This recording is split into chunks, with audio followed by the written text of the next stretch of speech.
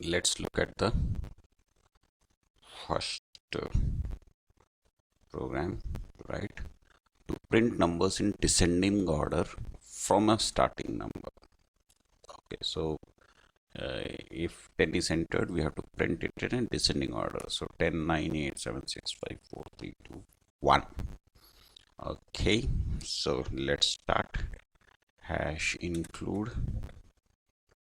iostream.h, hash include conio.h, void main. Okay.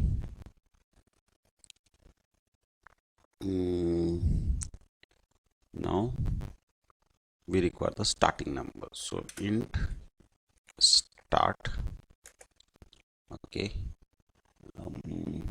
Clear screen prompt, enter the starting number. Okay, cin start, and now we have to start off. Since we really don't know what the number he might enter 5 or he might enter 100, so we need to have some way by which we can keep repeating something and keep reducing the value of this number. So if he has entered start as 10, we should be able to keep reducing it by 1. So that is where looping comes into picture. So the loops can be of different types. The iterative part, how to set up the iteration, can be done in 3 different ways. One of them is while. We will look at the other 2 as we go along. While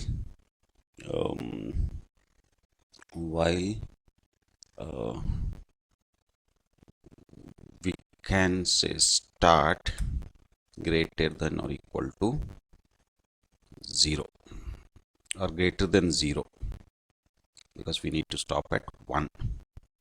So while start is greater than 0, now again whatever we do here should happen for every time it repeats this.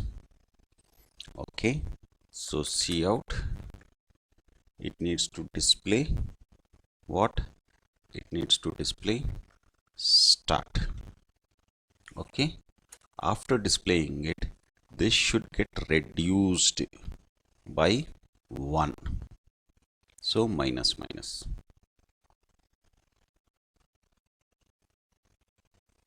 Okay, now since this starting point doesn't remain starting point as we keep repeating this loop, let's rename it. It somehow doesn't gel.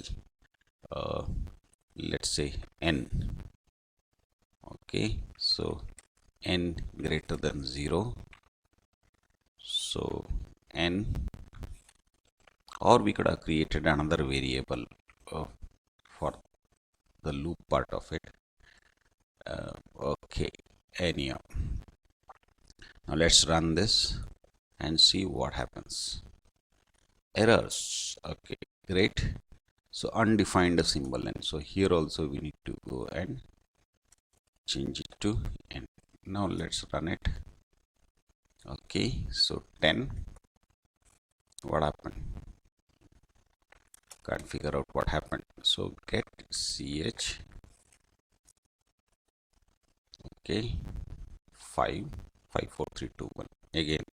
Now here we might give a new line after every output. So after 5 enter, so it goes to the next line. So 5 4 3 2 1 in each different line. But suppose he enters 100, we will not be able to see all the. So what we need to do is we need to put some space between them. Now one of the ways of doing that is by putting a space like this.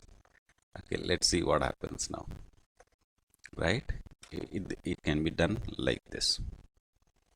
Or what we can do is we can also do something like this.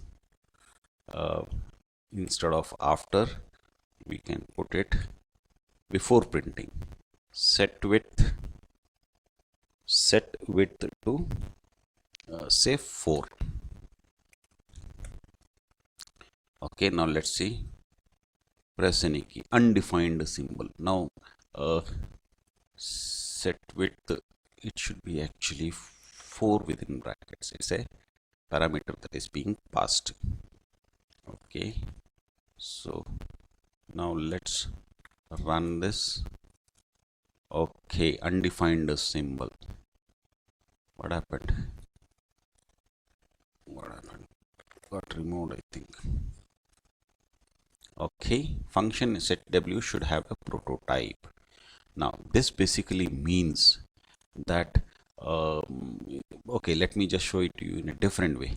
Let's remove this by putting it as a comment, and let's run it again.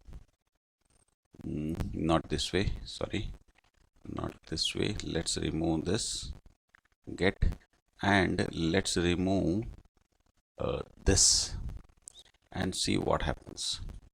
See, get ch should have a prototype. It means what? A clear screen should have a prototype. That means what? Get ch and clear screen, we are getting it from our declarations have been provided in Conio.h, and because we have included them, that is why this error doesn't come in case of get ch and clear screen. So which means that set width is there in some other .h file, so we need to include it. So it is available in IO manipulation, iomanip.h. So now if you run it, it should not give you a problem. See, okay, let's say 100, right? So that is a very interesting aspect. As and when you require newer functions,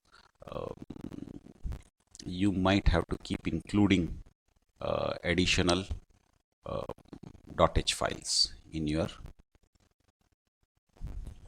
or .h, which are also called as header files. Okay, so let's save it and let's quit.